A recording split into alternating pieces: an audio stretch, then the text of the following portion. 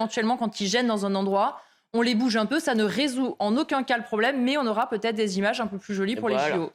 Oui, je pense que ça peut être une possibilité, mais il faut reprendre le problème dans l'ordre. Le premier problème numéro un, que moi je trouve, c'est que même si vous êtes migrant, vous avez vécu des détresses économiques, climatiques, des guerres, etc., ça ne vous donne pas le droit de foutre le bordel en France. C'est quand même le principe qu'il faut poser. C'est-à-dire qu'aujourd'hui, on a l'impression qu'être migrant donne un droit sacro-saint à tout le monde de faire n'importe quoi, de pouvoir manifester, d'exiger quelque chose de l'État.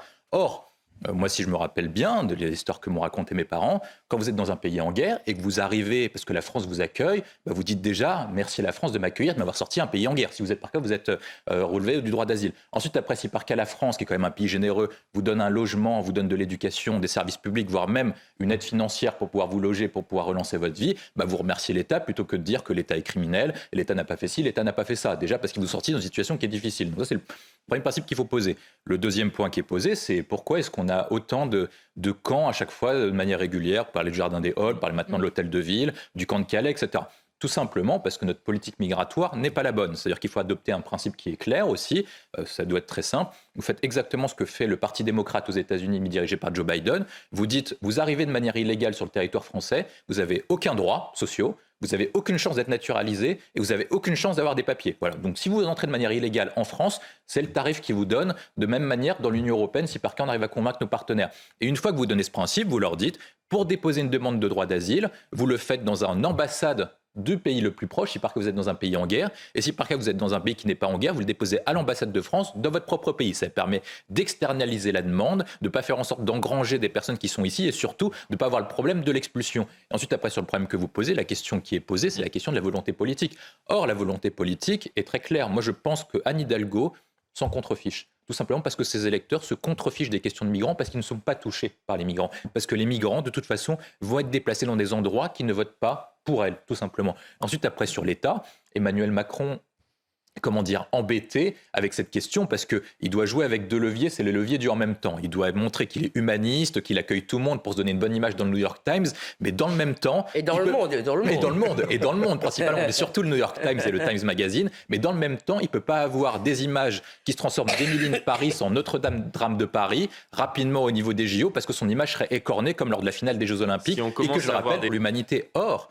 à chaque fois qu'on a une action de soulèvement de la terre, des manifestations écologistes, vous avez toujours des black blocs. Il faut quand même rappeler qu'à Sainte-Soline, les gens sont venus avec des caillasses, des cocktails Molotov, ils ont brûlé des policiers, ils ont brûlé des voitures. Et ensuite, après, ils s'en sont pris aux agriculteurs, aux biens des agriculteurs, et ils sont pris également aux personnes. Donc vous avez une haine anti-flic, vous avez une haine anti-agriculteur et une haine également des biens de consommation qui s'apparenteraient au capitalisme. Or, tous ces points, lorsque vous prenez les définitions nationales et internationales du terrorisme, c'est s'en prendre, s'attaquer, imposer la terreur à des biens et à des personnes pour raison d'une idéologie, ce qui colle parfaitement à l'écologie. L'autre point que je vois dans ce que mentionne l'agriculteur de la FNSEA, c'est le deuxième, c'est à la fin, il disait oui, mais le pauvre golf, c'est été responsable écologique. Mais c'est parce qu'ils n'ont pas compris, en fait. C'est parce que les types, ils en ont rien à foutre de l'écologie. C'est un prétexte pour venir.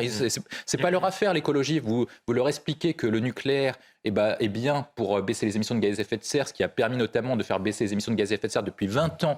Depuis le protocole de Kyoto, donc nos émissions de gaz à effet de serre ont baissé, mais ce n'est pas leur affaire. Ils vous expliqueront toujours, comme l'a dit Marine Tondelier, on ne comprend pas, depuis Fukushima, on a failli faire péter le lobby nucléaire. Et donc, s'explique notamment du fait que ce sont des escrocs. Voilà, c'est des escrocs de premier plan. Ils utilisent l'écologie pour se faire élire, pour faire des manifestations, mais en fait, ils n'en ont rien à faire. Ce qui les intéresse essentiellement, c'est d'attaquer des musées, c'est d'encourager les jeunes à porter des gilets oranges pour bloquer des autoroutes, etc. Ils veulent convertir les jeunes à une idéologie qui est anticapitaliste, anarchique. Ils utilisent le prétexte qui est bien vu de l'écologie, qui est bien plus populaire, pour faire passer leurs idées nauséabondes.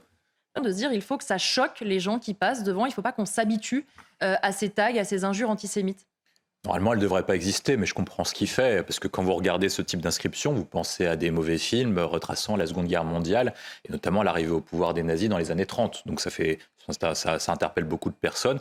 Les témoignages que vous avez montrés montrent quand même que les personnes sont choquées par ce qui se passe, dans la mesure où ça rappelle les mauvais moments de l'histoire. Ensuite, après, cette personne fait quand même un acte courageux, c'est-à-dire qu'elle décide de sacrifier son commerce pour que les inscriptions restent et puissent interpeller l'opinion publique, pour qu'on puisse dire, voilà, il ne faut pas que ça se reproduise, et il faut surtout sensibiliser beaucoup de personnes. Alors que les actes antireligieux ont augmenté depuis une dizaine d'années, et notamment les actes antichrétiens, les actes anti-judaïques et les actes anti-musulmans. Et la question qu'on doit se poser, c'est pourquoi est-ce que vous avez une montée des actes anti-judaïques ? Un premier levier, c'est quand même la corrélation directe entre la montée de l'islam radical et la montée des actes anti-judaïques. En l'occurrence, pour l'instant, nous n'avons pas d'informations sur cet élément, donc on ne peut pas se prononcer dessus. Pourquoi, s'il y a des raisons précises, mais il y a quand même cette première circonstance qui montre quand même qu'il y a un lien de corrélation. On voit aussi que les actes anti-judaïques et anti-juifs ont monté, notamment en raison, je pense aux raisons de l'extrême gauche, en raison du lien qu'on présupposait entre les judaïques et le capitalisme. Et donc, du coup, on voit bien que depuis une dizaine, quinzaine, vingtaine d'années, on a une montée des actes anti-religieux qui ont les mêmes ressorts que dans les années 30, et 100 ans plus tard, ça pose quand même beaucoup de questions. Répondait à Médine sur les réseaux sociaux que ses propos étaient honteux, qui aujourd'hui ne dit rien.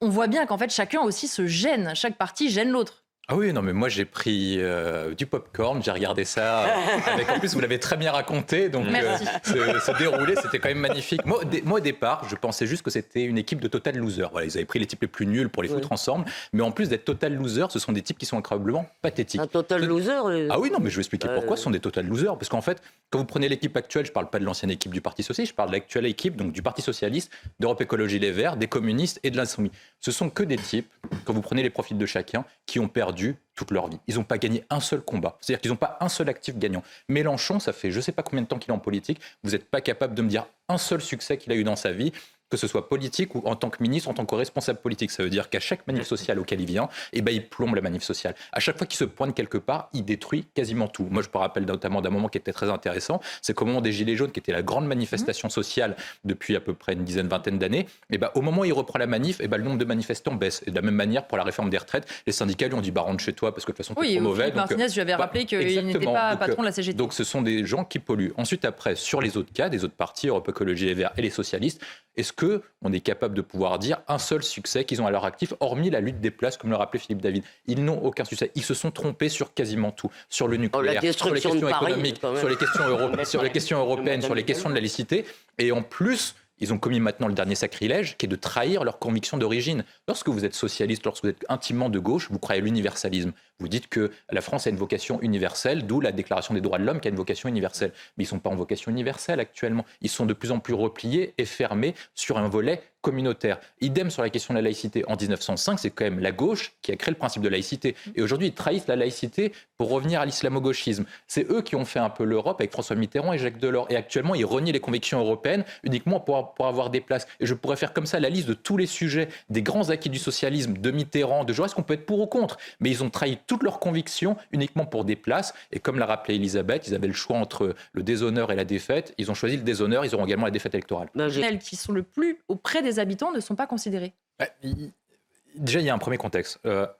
Cette proposition intervient alors que le contexte économique et social est difficile. Ça veut dire que le gouvernement a choisi le pire moment pour proposer cette solution, dans la mesure où il y a une inflation qui est très élevée, le budget de l'État va se réduire, donc on va passer en logique austéritaire pour des raisons de risques financiers et de dette et d'explosion de risque de la monnaie. Donc ça, c'est le contexte général qui dit quand même ça va être compliqué parce qu'on va demander aux Français des efforts supplémentaires qui seront masqués. Ils vont dire que ça va s'appeler autrement, mais ils vont demander des efforts supplémentaires aux Français. Et dans le même temps, on va demander de revaloriser les élus, alors que les élus ne sont pas une profession appréciée de la part des Français, notamment. Ça, c'est le contexte.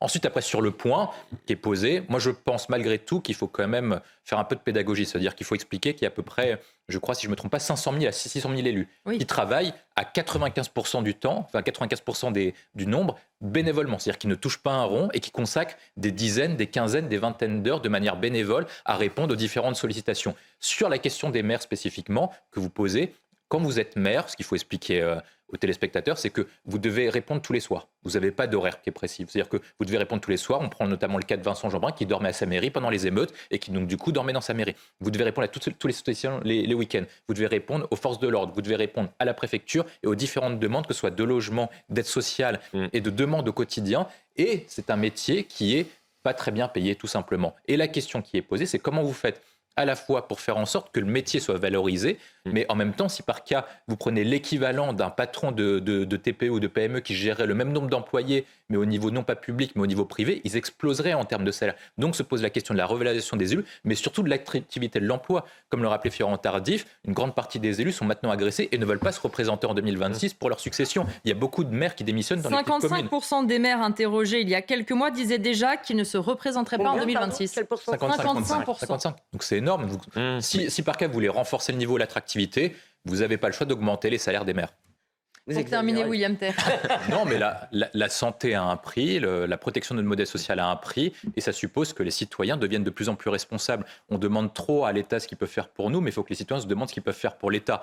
Or, un des comportements responsables en termes d'éducation, en termes de civisme, en termes de santé et de consommation peuvent faire en sorte de responsabiliser les citoyens et surtout de permettre d'éduquer leurs enfants sur comment on doit consommer à l'avenir pour une médecine qui soit plus juste et plus efficace.